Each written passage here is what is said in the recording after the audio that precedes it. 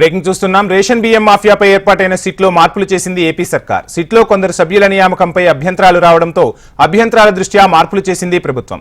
CID IG Vineet Brijlal నేతృత్వంలో 6 సభ్యులతో సిట్ను ఏర్పాటు చేసింది. సిట్లో సభ్యులుగా CID SP B Umamaheswara Rao, BC సంక్షేమ శాఖ కాకినాడ ఈడీ శ్రీనివాసరావు, మహిళా శిశు సంక్షేమ శాఖ కర్నూలు ఆర్జేడీ రోహిణి, విజయనగరం పౌర సరఫరాల శాఖ అధికారి మధుసూదన్ రావు, కోనసీమ పౌర సరఫరాల శాఖ అధికారి బాలసరస్వతి ఉన్నారు. మరోవైపు రేషన్ బియ్యం అక్రమ రవాణాపై కాకినాడలో ఇప్పటికే 13 కేసులు నమోదవగా సిట్ వీటిపై దర్యాప్తు జరపనుంది.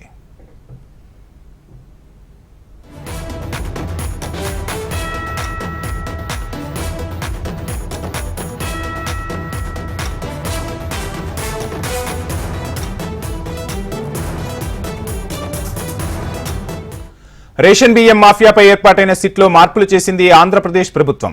సిట్లో కొందరు సభ్యుల నియామకంపై అభ్యంతరాలు రావడంతో అభ్యంతరాల దృష్ట్యా మార్పులు చేసింది ప్రభుత్వం.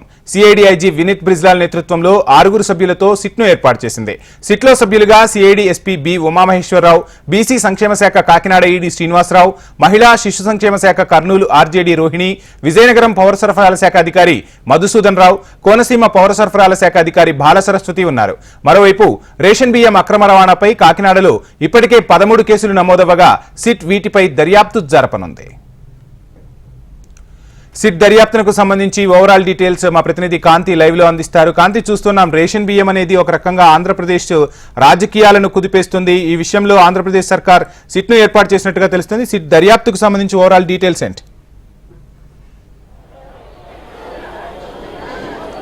వంశీ, ఏదైతే వినీత్ బ్రిజ్లాల్ ఆధ్వర్యంలో అక్రమ రేషన్ బియ్యం రవాణాకి సంబంధించి ఏర్పాటు చేసినటువంటి సిట్ బృందంలో ఎవరైతే 4 డిఎస్పీల పైన అనేక అభ్యంతరాలు వచ్చిన నేపథ్యంలో వారిని మారుస్తూ ప్రభుత్వం నిర్ణయం తీసుకుంది. సిట్ నివేదికను ఖచ్చితంగా ఎవరైతే అక్రమార్కులను రేషన్ బియ్యం ఏదైతే అక్రమ రవాణా చేపడుతూ కోట్లు ఆర్జిస్తున్నారో దీని వెనుక బడా నాయకుల హస్తం ఉన్నట్లుగా ఎన్డీఏ కూటమి ప్రభుత్వం ఆరోపిస్తున్న నేపథ్యంలో దీనికి ఎవరు సూత్రధారులు అనే విషయాన్ని తేల్చే పనిలో ప్రభుత్వం ఉందని చెప్పాలి. ఇక కాకినాడ పోర్టుకి సంబంధించినటువంటి సిట్ రేషన్ బియ్యం అక్రమ రవాణా విషయంలో ఇప్పటికే 13 కేసులు నమోదు చేయడం జరిగింది. అయితే ఈ 4 డిఎస్పీల మార్పుకి సంబంధించి సిఐడి ఎస్పీ ఉమామహేశ్వరరావు, డిఎస్పీలు బాలసుందర్రావు, అశోకవర్ధన్, రత్తయ్య, గోవిందరావు ఈ 6 తోటి సిట్ బృందం ఏర్పాటు చేయడం జరిగింది. అయితే ఇందులో ఉన్నటువంటి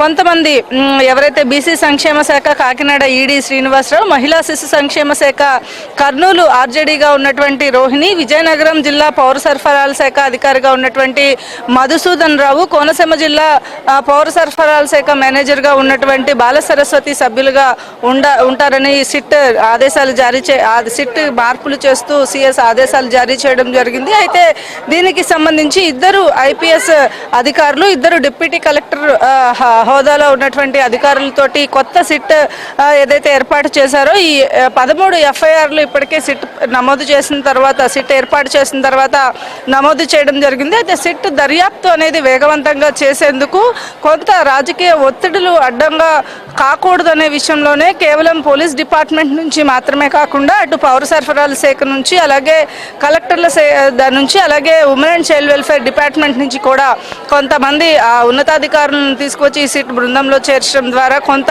కీలకమైనటువంటి సమాచారం రాబట్టే అవకాశం ఉంటుంది అని ప్రభుత్వం భావిస్తోంది. ఇందులో భాగంగానే సిట్ ఏదైతే 45 రోజుల్లో ఈ దర్యాప్తు చేసినటువంటి నివేదికను సమర్పించాలని ప్రభుత్వం ఇచ్చినటువంటి ఆదేశాలకు అనుగుణంగా పనిచేస్తూ ముందుకు వెళ్తోంది. ఈ నేపథ్యంలో వేగంగా ఈ సిట్ దర్యాప్తు అనేది కొనసాగుతున్న నేపథ్యంలో ప్రస్తుతం చేసినటువంటి మార్పుల వల్ల మరికొంత కీలక సమాచారాన్ని రాబట్టే అవకాశం ఉన్నట్లుగా తెలుస్తోంది. ఈ నేపథ్యంలో కాకినాడ పోర్టులో సీజ్ చేసినటువంటి అక్రమ రేషన్ బియ్యం కావచ్చు, ఇటు మచిలీపట్నంలో కొన్ని రేషన్ బియ్యం గోడౌన్ నుంచి మాయమైపోయినటువంటి బస్తాల విషయంలో ఏవైతే దర్యాప్తు చేస్తున్నారో అధికారులు, ఈ అధికారులంతా కూడా కేవలం ఈ ప్రాంతాల్లో మాత్రమే కాకుండా మొత్తంగా రాష్ట్ర వ్యాప్తంగా ఉన్నటువంటి అక్రమ రేషన్ బియ్యం రవాణాకి సంబంధించి రవాణా పైన ఫోకస్ పెట్టిందని చెప్పాలి. అయితే ఈ సిట్ దర్యాప్తు బృందంలో మార్పులు చేయడం వల్ల ఫాస్ట్గా ఎంక్వైరీ అనేది పూర్తవుతుందని భావిస్తూ ఉన్నారు వంశీ.